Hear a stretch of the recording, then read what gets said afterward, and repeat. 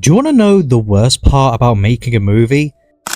They'll tell you it's the budget, the deadlines, or even the box office that makes this industry so unforgiving.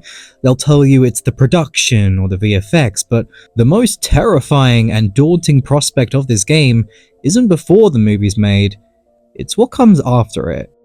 Because the truth is, nothing is for certain.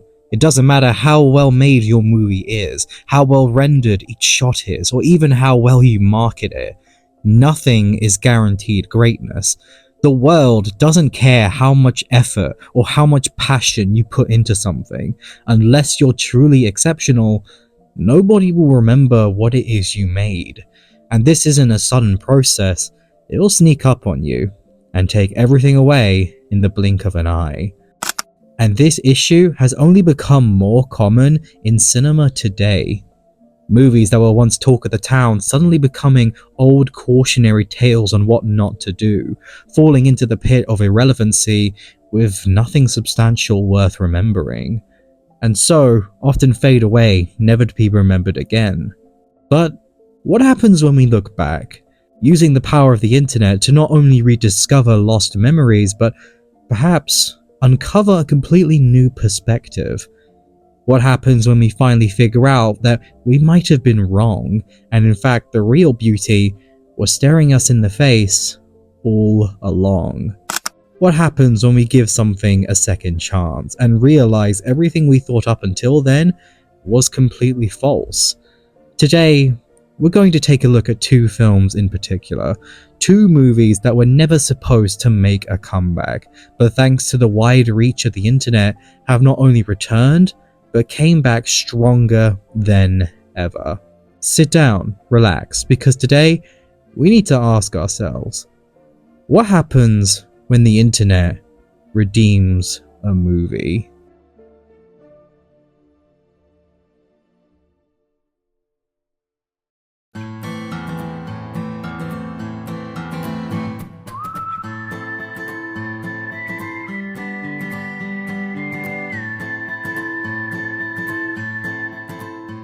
There are some movies that, simply put, are just so out there in terms of ideas, imagery, and themes that you have to give them a watch of pure fascination alone.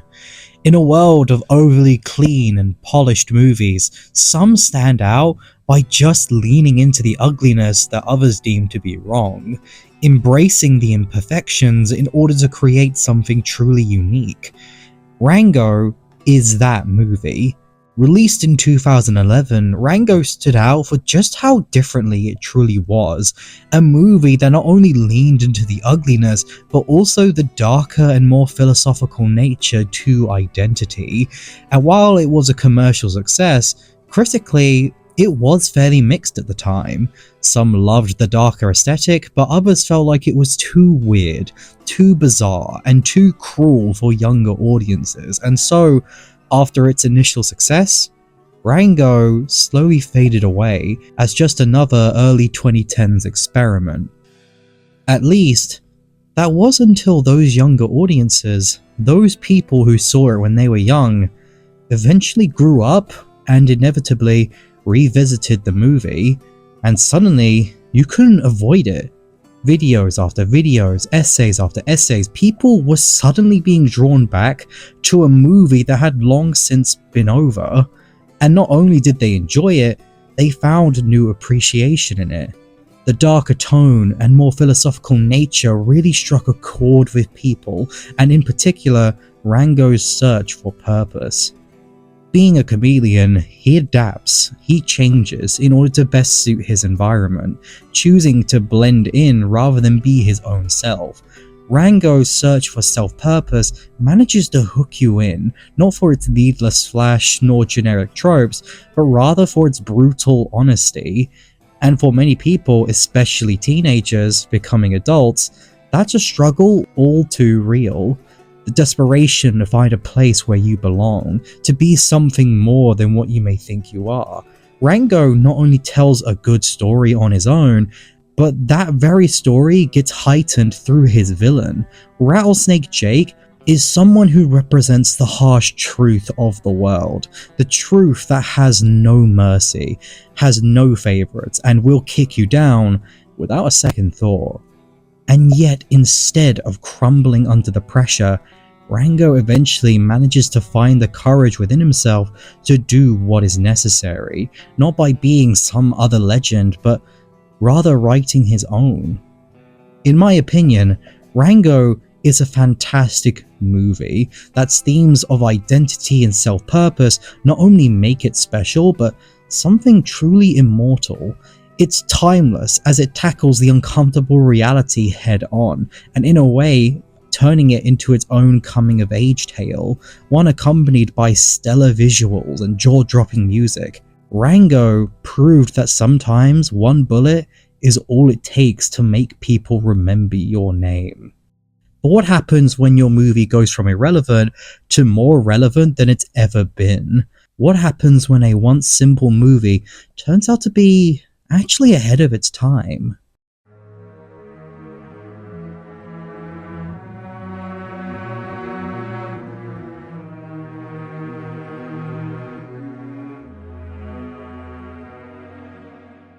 Are we born good and evil, or are those roles forced upon us?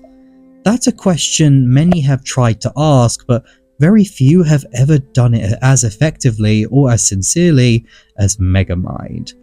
A film I'm more than certain needs no introduction. We've all seen the videos, we've all seen the memes, and so for a brief moment in time, this once forgotten DreamWorks movie became a work of art that needed to be seen in order to truly be appreciated. But how did that happen? After all, it's DreamWorks. If they make something special, then it usually is noticed right away. So what took Megamind so long to catch up? Well, it's all thanks to the release of One Despicable Man. Both Despicable Me and Megamind were released in the same year, but Despicable Me just came out before it. And with it brought a plague of minions, characters so popular that they outgrew the original movie that they came from. So Megamind, with its story about real emotions, never stood a chance in the face of a marketable juggernaut, being seen as the worst Despicable Me before it even released. And so despite doing good at the box office, it was quickly overlooked as a lot of its themes and ideas were simply put too ahead of their time for people to appreciate, such as with Megamind's inner struggle or the wickedness of Titan. It was a story that focused on topics that people were still getting used to, like the double-edged sword that comes with masculinity as a topic. And so, not being ready for it, people just gave up on Megamind. But as the saying goes, nothing is ever truly gone on the internet, and all it takes is a couple of people to remember something, and suddenly we're all asking ourselves, how did we miss so many of these genius elements? Titan, a villain once seen as pathetic, now became shockingly real as the internet has now shined a spotlight on incel culture and exposed the true double standard of both positive and toxic masculinity. And suddenly, what once seemed to be just an outlandish idea suddenly became very real, with this movie showing both sides of the same coin, with Titan being a reflection of toxic masculinity, believing that all you need is muscles and the good looks and the superpowers in order to gain the respect and the affection of women, as if you're suddenly owed everything you want just because you look like a superhero, when in reality, that's not what a true hero is. Because a true hero is someone who, despite all the hardships, all the preconceived notions about them, manages to rise above it all in order to break the stereotype and become more. And nowhere is that more apparent than with the main man himself, Megamind. Someone who all his life has been told to act a certain way, be treated a certain way, that he is destined to always be the bad guy in someone else's story, and yet, when confronted by his own demons, realizes that he had a good nature to him all along. Megamind is not only a tale about being true to yourself, but also about the importance of your character. Style and gifts don't make you who you are, or the value that you hold as a person, but it's in reality the being underneath it all that determines who you truly are. And a message like that is exactly what the world needed in the early 2020s, with social media rewarding the toxic behavior as demonstrated in Megamind. The world needed something that showed that there is no need to look super in order to be great, but instead all you need is to be the best you possibly can be. And so not only was Megamind in a way a warning for the dangers of fake niceness, but it is also the answer to how to stop it.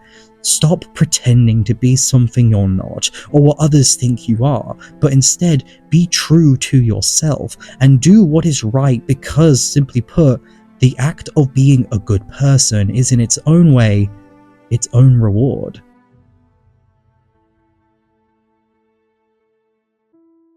Rango and Megamind are so different, and yet both are one and the same.